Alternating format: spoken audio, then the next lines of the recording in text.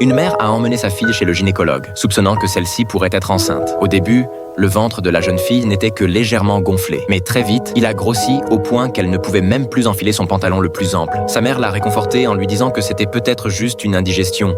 Mais le soir venu, la fille s'est précipitée aux toilettes pour vomir de manière incontrôlable. Tous les signes ressemblaient à ceux d'une femme enceinte. Voyant sa fille vomir si violemment, le père a décidé de l'emmener à l'hôpital dès le lendemain matin pour un examen. Mais en l'espace d'une nuit, le ventre de la fille avait encore grossi. Allongée à l'arrière de la voiture, elle souffrait le martyre. Arrivée à l'hôpital, les résultats des examens du médecin se sont pourtant avérés tout à fait normaux. Il a expliqué aux parents que leur fille souffrait simplement d'une légère intolérance au lactose. Soulagée, la mère a enfin pu respirer. Cependant, la maladie de la fille était loin d'être aussi simple qu'il le pensait. Au beau milieu de la nuit, la mère a été réveillée par les gémissements de douleur de sa fille. Elle s'est précipitée à son chevet et a découvert la jeune fille en sueur, se tordant de douleur sur le lit. Paniqués, les parents n'ont pas perdu une minute et ont conduit leur fille au plus grand hôpital de la région. Après les soins d'urgence, l'état de la fille s'est rapidement stabilisé. C'est alors qu'un jeune médecin est entré. Il a supposé que les symptômes de la fille n'étaient qu'un simple reflux gastro-œsophagien. Cela semblait grave, mais avec des soins appropriés, il n'y aurait pas de problème majeur. Face à ce diagnostic, la mère s'est sentie en colère. Ils avaient déjà amené Anna aux urgences à 4 reprises, et chaque fois,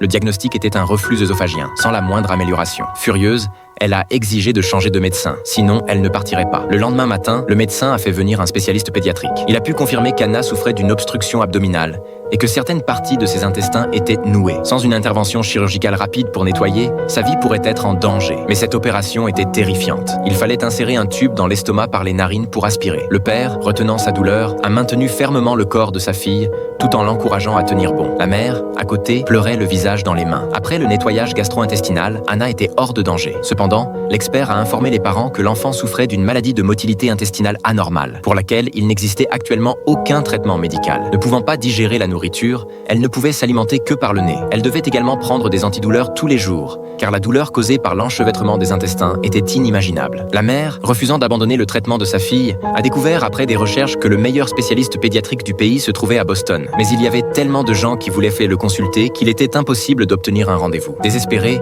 la mère s'est rendue à l'église pour prier. Mais les fidèles lui ont dit que si sa fille ne guérissait pas, c'était parce qu'elle avait fait quelque chose de mal. Agacée, la mère a juré que si la santé d'Anna ne s'améliorait pas, elle ne remettrait plus jamais les pieds à l'église. Elle a alors décidé d'emmener sa fille à Boston en avion.